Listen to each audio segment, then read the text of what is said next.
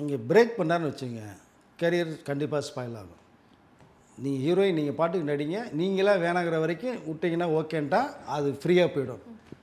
நான் கல்யாணம் பண்ணிட்டேன், நீ இந்த பையனோட நடிக்கூடாது, அந்த பையனோட நீ சினிமா நடிக்கக்கூடாதுன்னு சொன்னாங்கன்னா 6 மாதம் 1 வருஷம் இருப்பாங்க, அப்புறம் பை சொல்லிட்டு போயிடுவாங்க. ஏன்னா நீங்கள் முன்னாடியே சொன்னீங்க ஒரு படத்தோட வாய்ப்பே அவருக்கு பிடிக்கல அப்படின்றதுக்காக பிரேக் பண்ணிருக்காருன்றது. இது வந்து பிஃபோர் மேரிட் இப்போ நடந்துட்டு இருக்குது. நீங்கள் ஆஃப்டர் மேரிட் நடந்ததுன்னு வச்சிங்களேன், தனுஷ் இப்போ நீ நடிக்காமல் இருக்கான்னு கேட்பாங்க. அது எப்படி முடியும்? அப்போ எப்படி என்ன கேட்குறேம்பாங்க. இந்த பிரச்சனை இங்கே தான் உருவாகும். இன்றைக்கி நிறைய நடிகர் நடிகருடைய பிரச்சனை எங்கே உருவாகுதுன்னா இங்கேருந்து தான் அப்படியே கிளம்பும். இப்போ ஜெயம் ரவியுடைய அந்த பிரிவுக்கு என்ன காரணம்? அவர் ஏகப்பட்டதை சொல்லிட்டார். அதனோட விளைவு தான் நீங்கள் கேள்வி மேலே கேள்வி கேட்க கேட்க அந்த வெறுப்புகள் வரும் கண்டிப்பாக.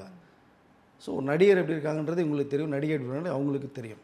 அப்போ நீங்கள் இருக்கிற வரைக்கும் நீ ஆக்ட் பண்ணுப்பா, உனக்கு போர் அடித்தா விட்டுருப்பா, நான் ஹீரோவாக பண்ணிகிட்ருக்கேன், பணம் அப்படி கொட்டிகிட்டு இருக்கு அப்படின்னு சொன்னாங்கன்னா அதை வந்து யதார்த்தமாக எடுத்துக்குவாங்க. நீங்கள் டைட் பண்ணீங்க அப்படின்னா கண்டிப்பாக அங்கே கேள்விகள் வர ஆரம்பிக்கும், அங்கே தான் ஈகோ கிளாஷ் ஆகும். இப்போ அங்கே தான் பை சொல்லிட்டு போகிற வாய்ப்புகள் நிறையா இருக்கும். அப்படி தான் நிறைய நடந்துக்கிட்டே இருக்குது.